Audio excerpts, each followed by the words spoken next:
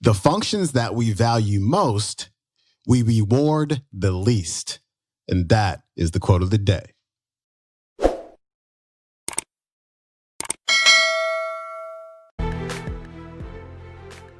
Welcome back to the Quote of the Day show. I'm your host, Sean Croxton of SeanCroxton.com. Thanks for tuning in to our Friday episode. It's not Fan Friday. It's not Flashback Friday. Today I'm calling it Finance Friday because, of course, I can't go through an entire week without posting a clip about money mindset because it's so incredibly important. Today's featured speaker is Neale Donald Walsch, who, of course, is the author of the Conversations with God book trilogy. And in this clip, he talks about a mindset or a belief about money that when you really think about it, when you really consider it, is absolutely ridiculous. And I'm a guy who thinks about money mindset quite frequently. And this is something that I had never even thought of. And I found it to be so profound. So I hope you find it as profound as I did. And it gives you a big light bulb moment. And I will see you on the other side. Here's Neale. You know, it's amazing how many ideas people have about money that keep it away from them. I don't deserve it.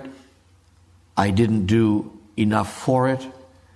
And one of the most extraordinary thoughts about money that I notice that many people have, which is, if I enjoyed what I did, I really shouldn't get paid a great deal, if anything at all.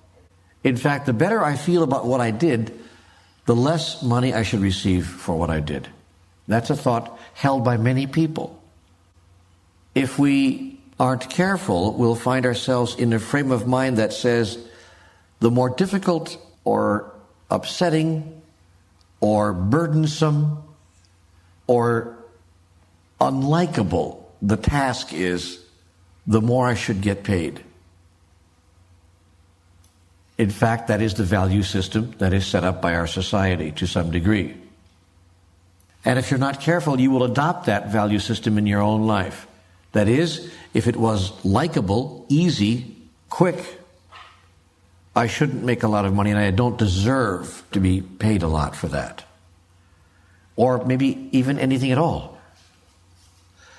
But if it was something that made me really work hard and I really had to struggle and strain to do it, and I hated it all the way, every minute of the way, then I will accept your money because, by golly, I should get money for all these bad experiences that I've had. But if it was a good experience, a joyous experience, an uplifting experience, then I shouldn't really get money for that. The result of that kind of thinking is that even when we are having a joyous, wonderful experience, we will create a lot of drama around it and cause it to appear to be turmoil and difficult in order for us to justify receiving a lot of money for it. The result of that is that a wonderful singer who once thought it was a miracle to get paid $10,000 to do a concert for a night now gets paid $100,000 for the same concert because she's become famous, but suddenly she has imagined that singing that same concert is just a matter of extraordinary, devastating. Darling, you don't know what it's like to have to go out there night after night and sing. And when you say, wait a minute, let me see if I get this straight. They're giving you $100,000 to go out there and sing for an hour and a half? Let me see if I understand this. Yes, but you have no idea what I could go through. And people actually create that kind of drama around the experience in order to justify receiving money and accolades in other forms for something that they feel they don't deserve it for. And so they create the sensation of deservingness. They feel that if it's really a lot of trauma associated with it, then they can deserve it. Do you understand what I'm saying? And all of that comes out of a root thought that money should not be given for any good thing. That root thought is very prevalent in our worldwide society. Money should not be given for any good thing. Maybe just a little, just enough that you could survive. You can eke by.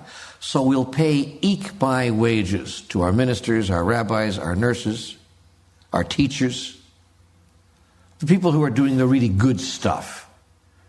We'll let them eke by. We got to give them, a few pennies, otherwise they can't go on. So we'll give them as little as we can get by with and they can eke by. Because after all, they're doing the good things, the worthy things, the things that uplift us. Our researchers for AIDS and for cures for the other diseases, let's give them just a pittance. Let them go begging for grants. Let them come to us on their hands and knees. Please, please, could I have another $100,000 to get through another couple of years and keep my research going? Please, please, please.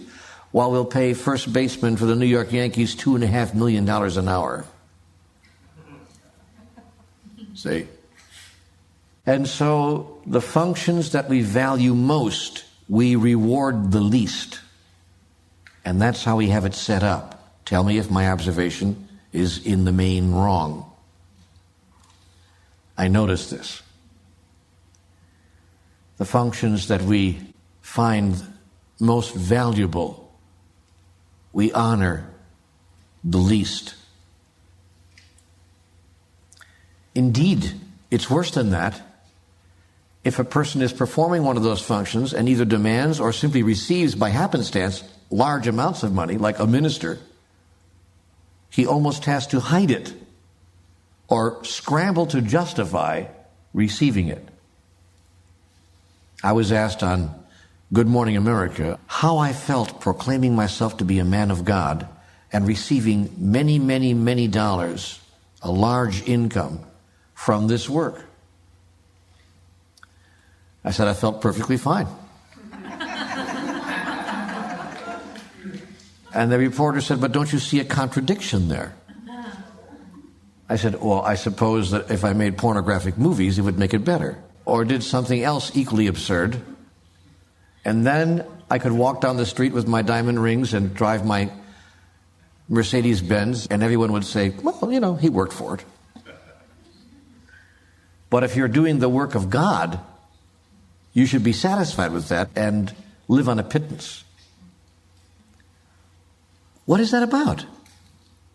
What kind of a mindset collectively as a society have we created, have we co-created here to allow ourselves to justify through our social order that kind of thinking? And yet, that's it. That's how it is, by and large. There are exceptions, but by and large, that's how it is. And it's another example of our insane thinking. Of course, where it comes from is this, in case you're wondering why we set it up that way. And here's what I'm getting at, here's what I'm driving at. There is a root thought in our system that suggests that money is evil. That is the root thought. And since money is evil, we give it for evil or essentially worthless things.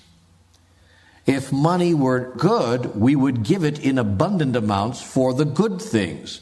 But money is evil, and so as a society, the body of the society is embarrassed to give large amounts of money to people who are doing very wonderful, pure, and glorious things, because there seems to be, given our extraordinary value system, a contradiction in terms. You don't reward good with evil. You reward good with good. And we carry this to such an extreme that we will not allow ourselves to be rewarded for the good things we do with the evil of filthy lucre.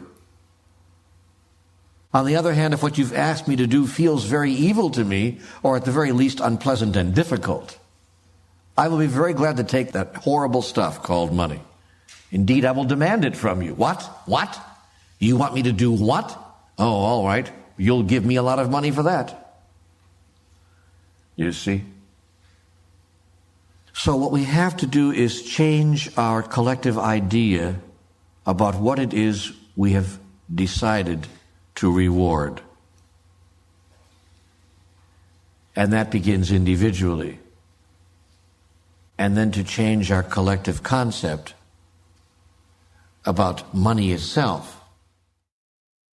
I don't know about you, but that one just completely blew my mind. Again, that was Neale Donald Walsch. His website is nealdonaldwalsh.com. That comes from his audio program, The Heart of truth, available for MP3, instant MP3 download over at nightingale.com. That's it for me. Please leave a rating and review for the show on iTunes. I really appreciate it. And I will see you next Monday with another Quote of the Day show. Peace.